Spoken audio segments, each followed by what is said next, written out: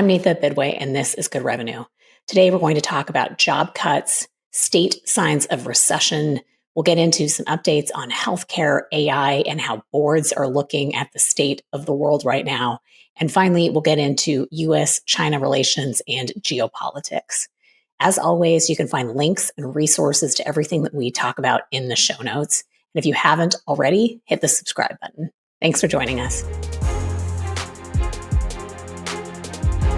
I'll start out with some tough news. 950,000 jobs have been cut this year. It's the most since the pandemic, so since 2020, according to new reporting from Challenger, Gray, and Christmas. It's a long list of companies like Amazon. They announced that they're cutting 14,000 jobs. These are mostly corporate jobs, and it's their largest reduction. Now, some news reports have indicated that the number is actually 30,000, but Amazon is saying it's 14,000, so we'll see where that shakes out. In addition, UPS has laid off 48,000 people since the start of the year. That includes 14,000 people in management, as well as 34,000 folks that are in operations roles. In addition, Meta has cut 8,000 jobs just in this quarter. That ties into AI-related positions as well. Nestle is cutting 16,000 jobs. That's supposed to be wider operational efficiency. Accenture is also announcing 11,000 job cuts. Microsoft is planning another 9,000, and Telefonica is also planning to cut 6,000 jobs.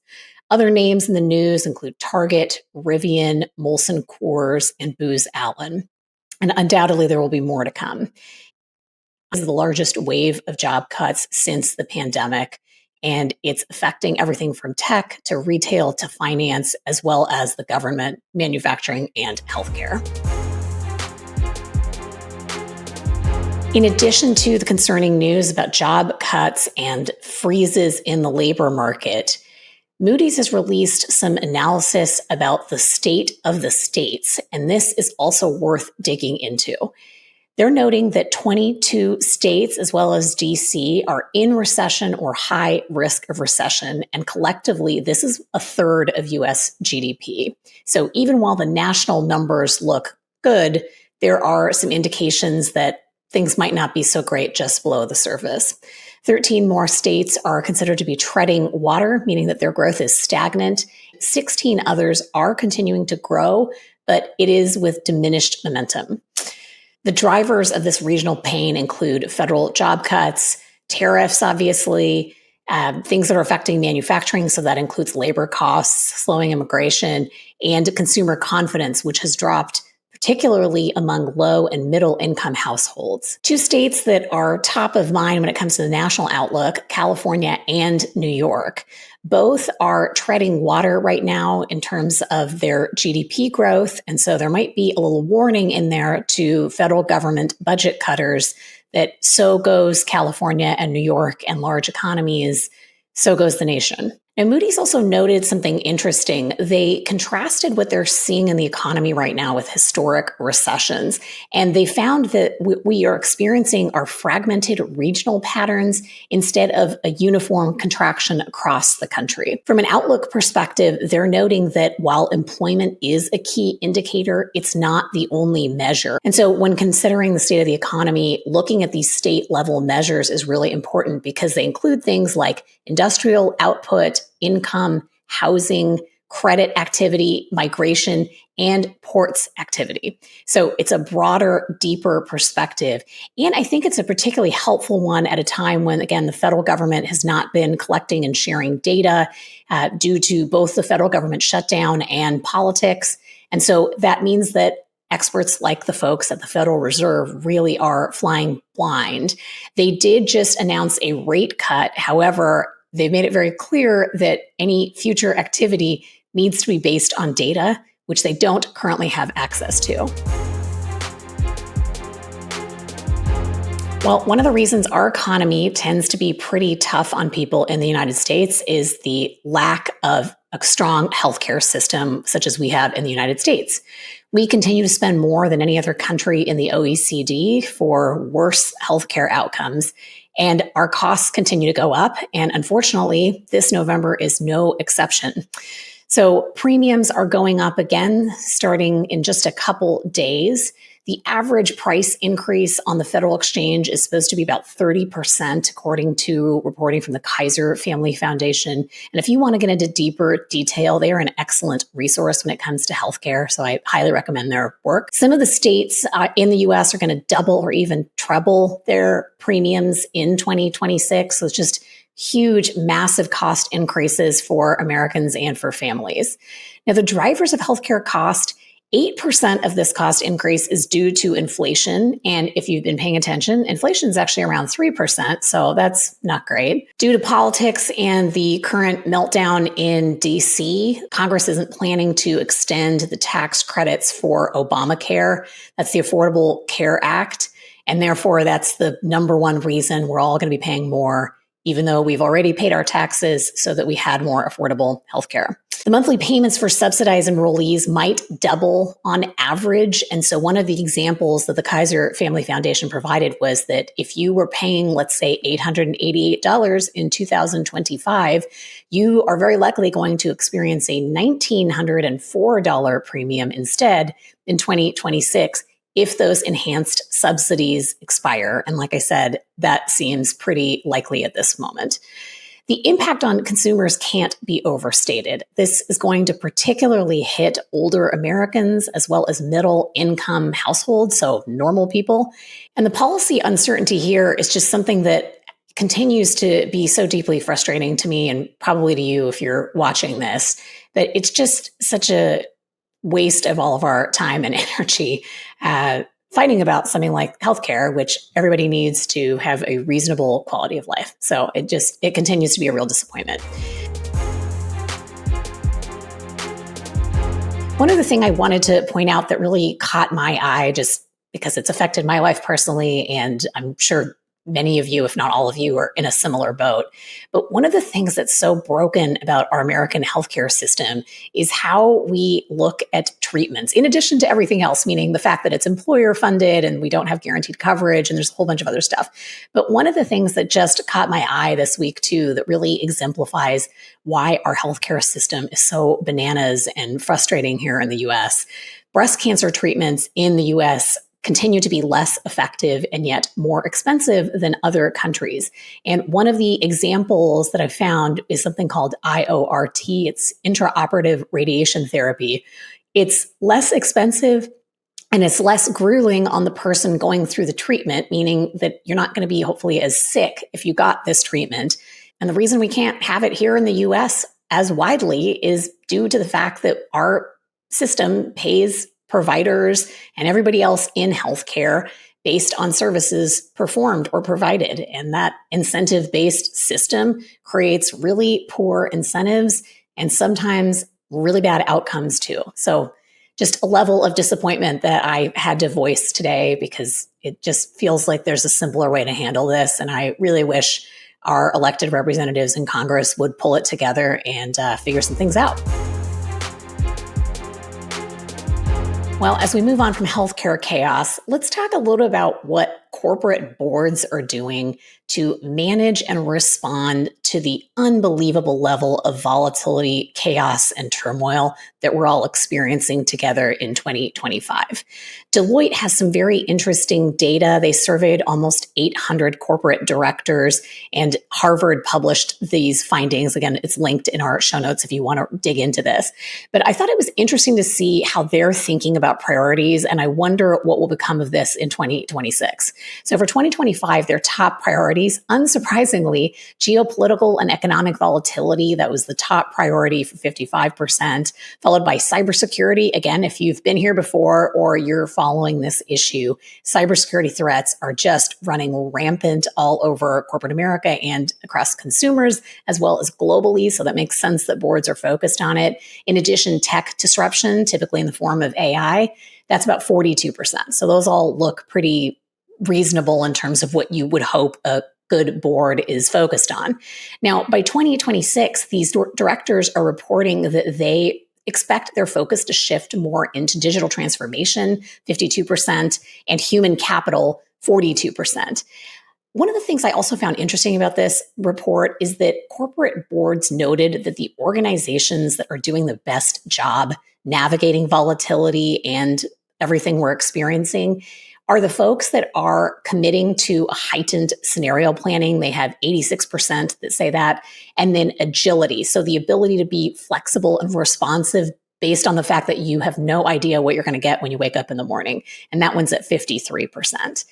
And the reason that I find all of this really interesting is I don't see a world at this moment in time where it's going to be less chaotic and surprising in 2026. And so I really wonder how much our public boards, like some of the leading people that we have helping to govern the companies that support the economy and all of our businesses and all the things that are important to us, I really wonder how long people are going to be able to sustain the level of flexibility and attention to detail, and yet an eye towards a strategy and a vision when you really have no sense of what's coming at you. I think that's going to be just an incredibly challenging set of issues for directors as well as executives and anyone in a company in any capacity. I think it's just going to be a huge question for all of us heading into 2026.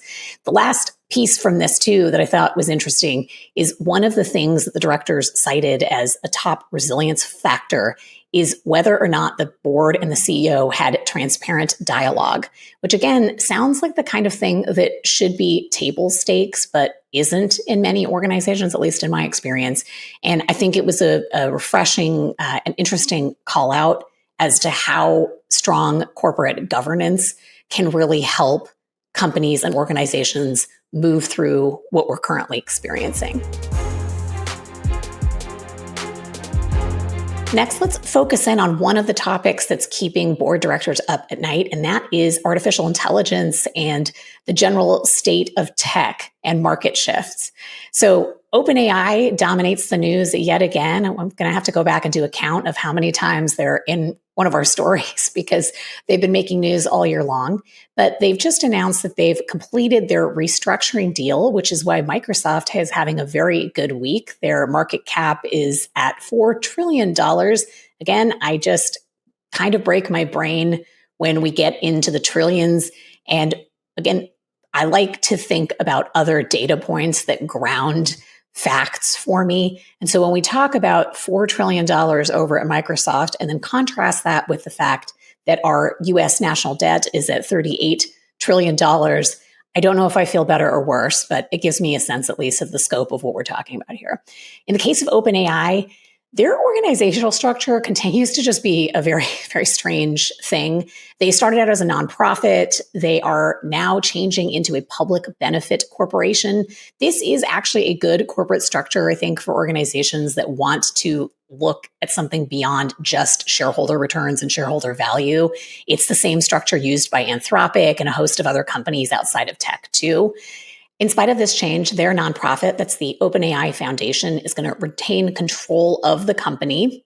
We'll see how that goes. Obviously, they've had some real drama in that nonprofit and in terms of its governance of the company, given that they fired Sam Altman 2 years ago and then he came back just a week later. So remains to be seen what that structure really means in practice. But nonetheless, they're going to be the controlling interest. Their stake is worth over $100 billion. That makes them the biggest nonprofit ever, more than the Gates Foundation or any other large nonprofit you've thought of. Microsoft also is a big winner in this. They are going to hold 27% of the new entity, and their stake is valued around $155 billion. They also retain their intellectual property rights. They'll be extended through 2032. And this deal commits OpenAI to purchasing $250 billion in Azure. So that's some assured revenue for Microsoft coming through. And it removes Microsoft's ability to have first right of refusal, which is not super surprising. Some of the deals we've talked about in the last few weeks have been with OpenAI has clearly been going to other cloud computing providers and other companies in their bid to either diversify or to enhance this circular AI problem in which AI has become so big that it is likely too big to fail. And it's definitely going to take everyone down if it crashes before it reaches whatever destination they're really aiming for. Now, if you asked OpenAI, they would say that destination is AGI, that is artificial general intelligence. We've talked about this before, and I continue to point people to the survey of experts from about 6 months ago. We'll link to it here, in which the vast majority, something like 70% of the experts, all say that the current trajectory of AI is not going to yield AGI. But nonetheless, there is a modification to the agreement, and this was a huge sticking point for both Microsoft and for OpenAI, because if OpenAI declares that they have reached AGI, then that diminishes the rights and the revenue that Microsoft can earn as part of their rev share agreement with OpenAI. So to try to solve that problem, what they've agreed to is that that will be determined by a panel of experts, not just the say-so of OpenAI or its CEO. Couple other quick hits in AI. Meta is also going through a little bit of an AI renaissance. They seem to be reorganizing their Metaverse unit, which is interesting because no one knew why they had a Metaverse unit to begin with. Obviously, that's where Meta comes from, but it wasn't particularly as successful as they had hoped. They ended up spending probably way too much money by everyone's estimates, but they seem to be rolling that into AI proper, in which they appear to be having more success. And the last piece of news in AI, I constantly come back to the question of competition because it's just something I personally find really animating. I like systems with strong incentives, strong competition, and strong consequences. I want people who have done wrong to face consequences for it too. That's just how I am wired. But nonetheless, this question of competition is interesting. SambaNova, they're an AI chip startup. They have raised a ton of money, and unfortunately, they're exploring a sale right now because they just can't compete with Nvidia, which obviously is the chip monster that dominates the whole market. And I think this is a real challenge for the ecosystem and the innovation pipeline, however you want to think about this. Longer term, we need that competition. We want NVIDIA to be super successful today and not around forever, because we can look back at the IBMs or the AT&Ts and see how poorly that strategy of just one entity dominating for years and decades, it's not a great strategy in the long run. And so we want healthy, smart competition. And it looks like one of the competitors in AI chips had to fold in and give those chips back today.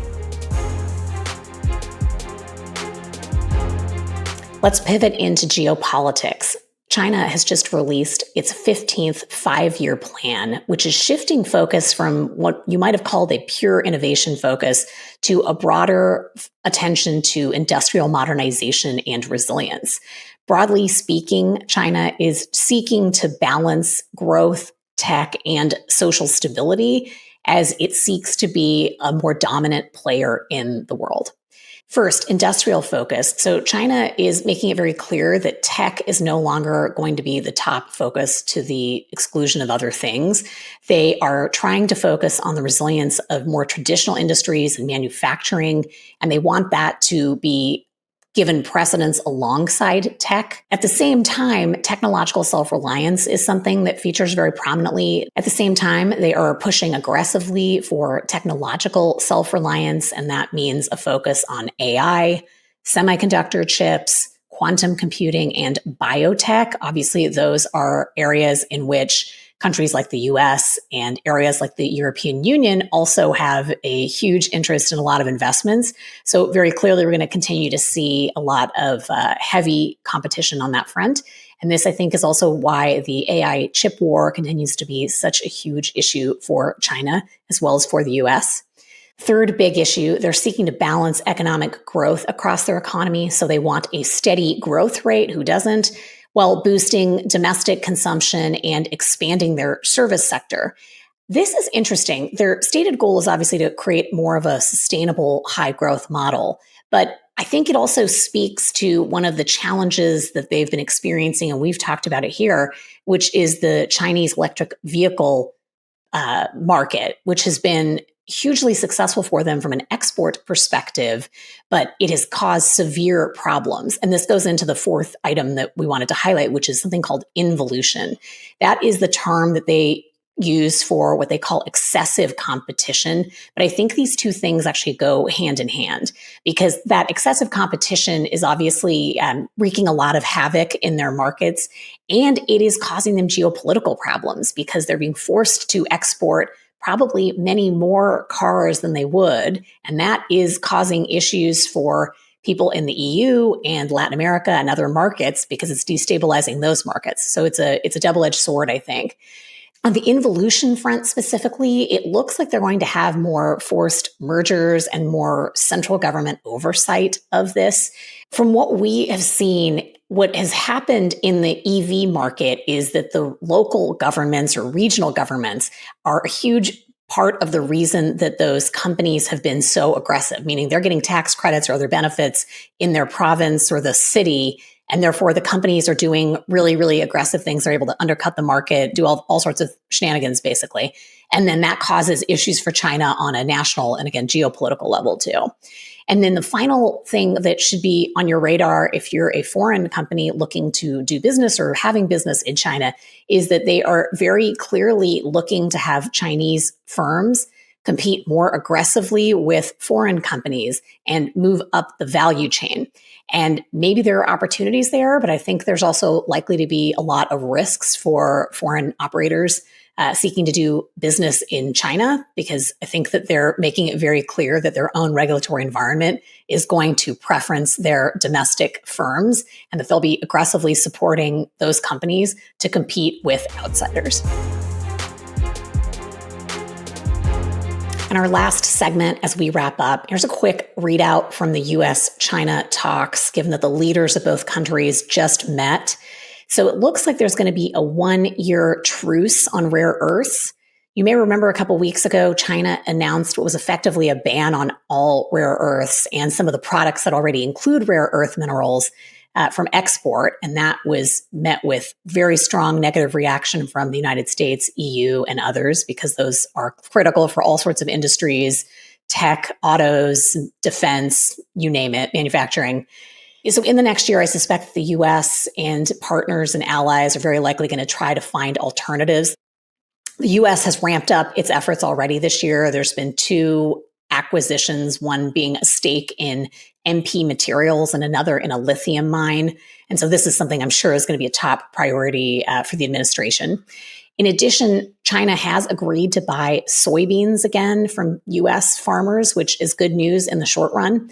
These purchases are supposed to go through in December and January.